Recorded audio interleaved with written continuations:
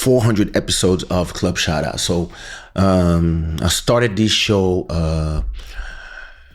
during the pandemic because I thought, what is the best time to reinvent yourself or add another string to your arc than when everybody's at home and everybody's has nothing else to do than see whatever we propose. And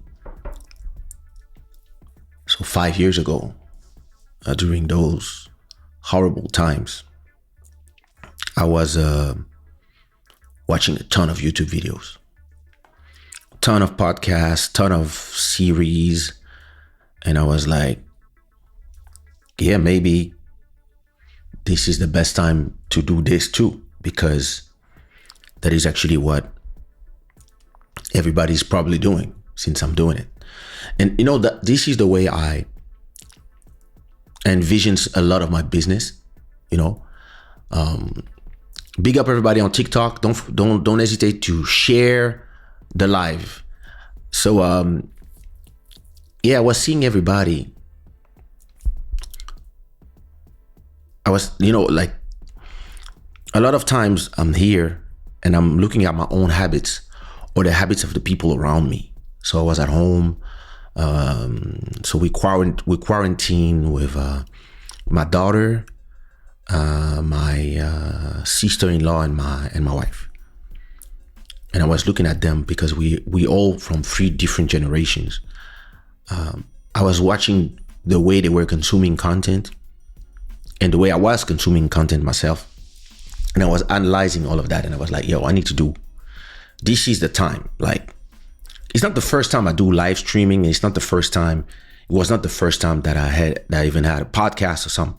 I had my first podcast probably when podcasts were invented. But at that time I was traveling so much that I really didn't take the time to pursue the podcast adventure. So episode 1 was with Bodhisattva. It was actually called Sushiro Vibes. Before I called it Club Shada, that was the name, Sushiro Vibes. And I was using this program, Ecamm. I did some research. I was hesitating between OBS and What Up Wizon. I was hesitating between OBS and then I saw that Ecamm was a program that you could use if you had a Mac, and it was a program that was really done for Mac users. So the first time I actually used it was live from my living room in my old apartment 5 years ago. And I think I went live like 3 times a week. But it was a pandemic. We had nothing else to do, and nobody else has nothing else to do. Everybody was at home, stranded. So that's the moment where you can create something new. You can do music if you're lucky like me, or you've been visionary like me, because there's no luck in here. And you have your own home studio. You have your cameras. I bought this camera to shoot my own music videos, so I just repurposed them to do this show. And in the beginning I was using this microphone, my music microphone, and then I got myself a microphone just for that, which is this one that I'm using here. And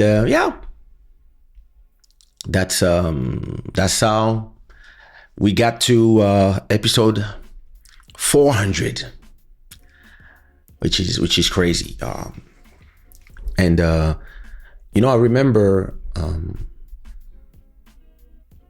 watching the first episode back in the days of the Joe Rogan Experience, and even the first episode of the Joe Budden podcast.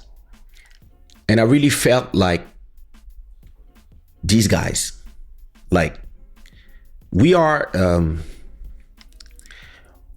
we are creatures of the pre-internet era who understood very, very early how internet could take us exactly where we need it with our own vision. And we embraced it early. I had my website, Kaysha.com, since 1996 in New York. And it was actually offered by me when I worked as a graphic designer at a magazine called Street Sound. And yeah, they made me the website, they gave me all my credentials, and then I went from there. Black Free Thinker, thank you so much for the $4 donation. You're back to being our main sponsor. We missed you. Thank you so much. So yeah, and just like Joe Rogan or Joe Budden and others, I started using the internet and YouTube and I could see it as a way to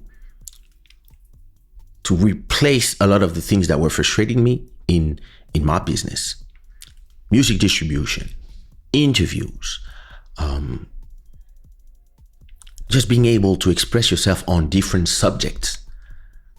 A lot of times, people, they want to put you in a box and they're like, yeah, please just sing. And you might have so many things that you want to do, right? And that's what these podcasts did for me. And even just the idea of being able to explain your own music, explain what you were thinking while you were doing a certain album. All these things are what this place offers me. And then this year I started a new show on YouTube, and I started it on TikTok on Wednesdays called Internet du Village. So this one is more in French. And so I've slowed down on the Club Shada episodes so that I could do one Club Shada a week, and then another Internet du Village a week, and then oscillate between French and English.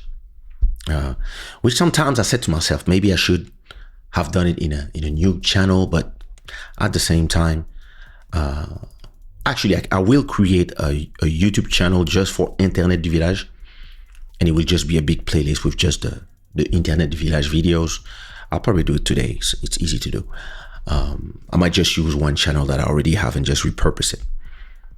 So it's interesting, right? When you have the possibility to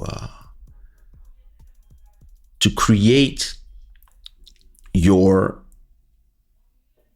ecosystem of content and of self-expression using all these platforms, and hopefully these platforms stay free enough so that